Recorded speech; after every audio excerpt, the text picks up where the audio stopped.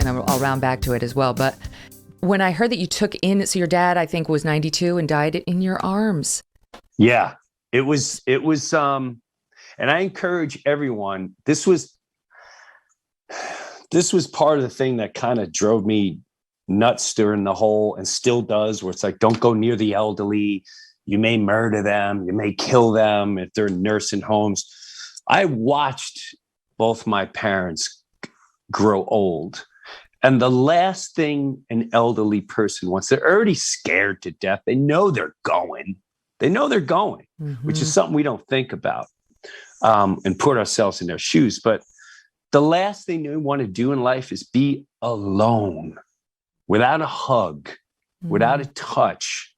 That's the human spirit. That's what we all need. And I begged, I would go on the road and I'd watch my dad get older, and I tried to take him out as much as possible.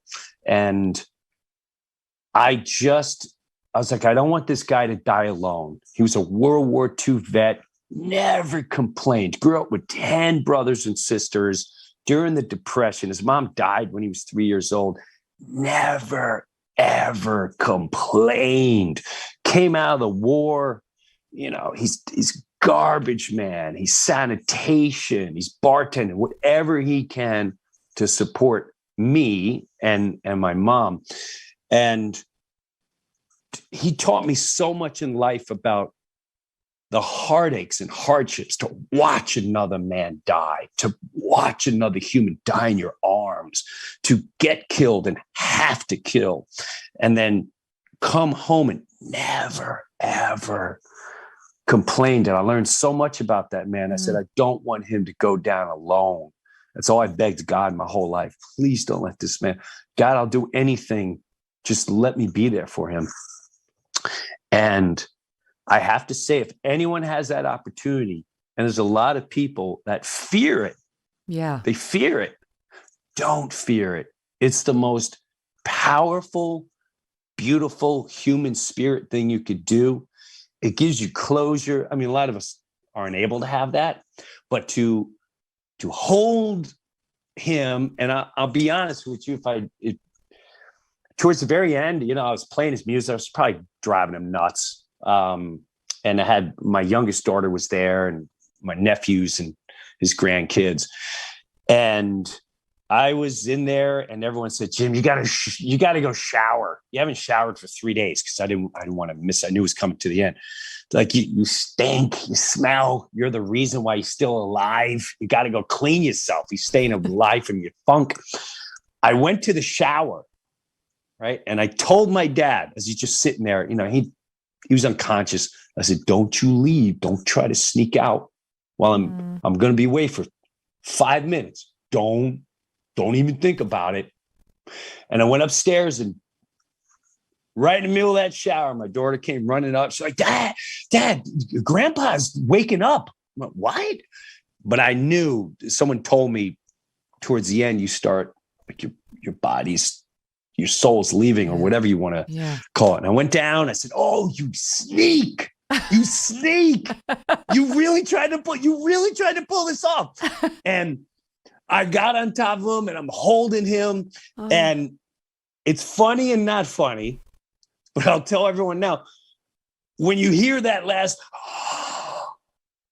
oh gosh, it comes from here. You're like, your mouth opens, your face, but I will warn you and everyone else, it's not the last breath. He's got like 4 or 5 more, which is the part that was freaked out. I'm sitting there going, and he goes, ah! I'm sorry. I triggered everyone. You thought he was gone. That sounded like the last breath. And he did that like 3 or 4 more times before I was like, I can't. It's like, I can't take this anymore. We got to get the pillow or something. I can't do this. But it was at least 4 more breaths, all kidding aside. But it was the most beautiful, beautiful thing in the world. And I have a friend right now that's on tour with me. And we talked last night for about 2 hours, because he knows his dad's 80. And he's like, Jim, I don't know if I can. I'm not waiting for that day. It's gonna be bad. Like, I don't know if I can keep going. I said, listen to me.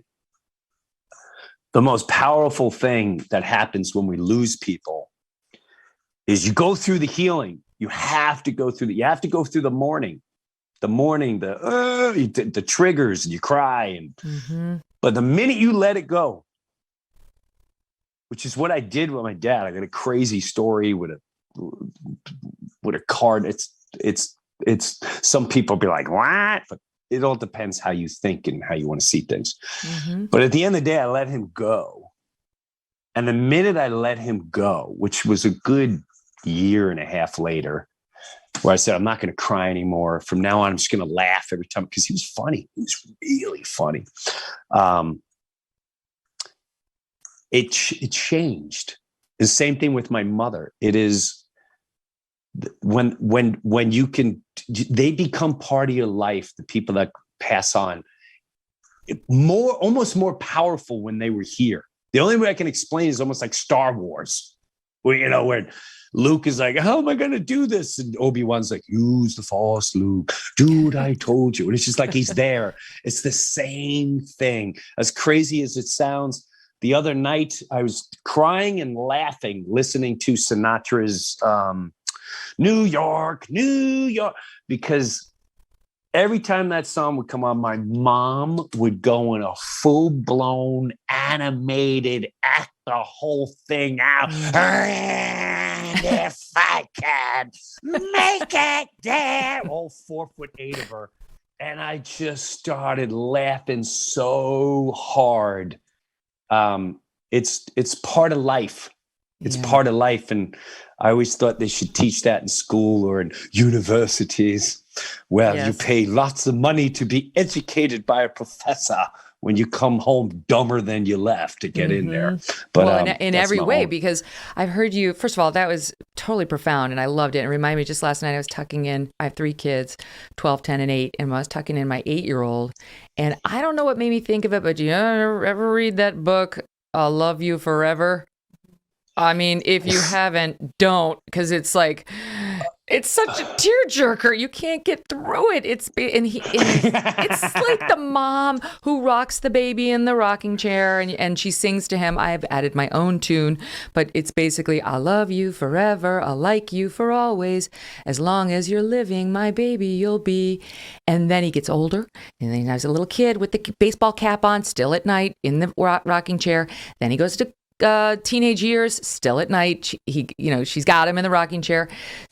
College, he gets married, she gets old, and then she's very old, and I can't even get it out. But at the end, he sneaks over to her house and he holds his mom in his arms. Oh. I know, Abby's crying too. It's just like, this is the most emotional, saddest book ever, but it's kind of what you're talking. It's like, you lived that. You were the little boy holding your parent when he needed you, was old. I mean, like, oh my God, profound.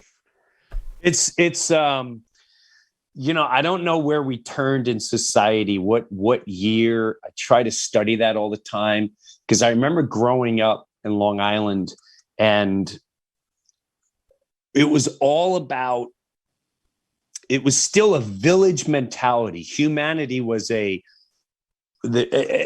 lived in the basement. The main floor was, whoever, the mom, dad with kids. Downstairs was either a grandma or somebody. Upstairs was an aunt or an uncle. And then one would pass away and they'd shift. Like, okay, you go in the attic and you bring this one in there and I'm going to last one. And everyone looked after each other.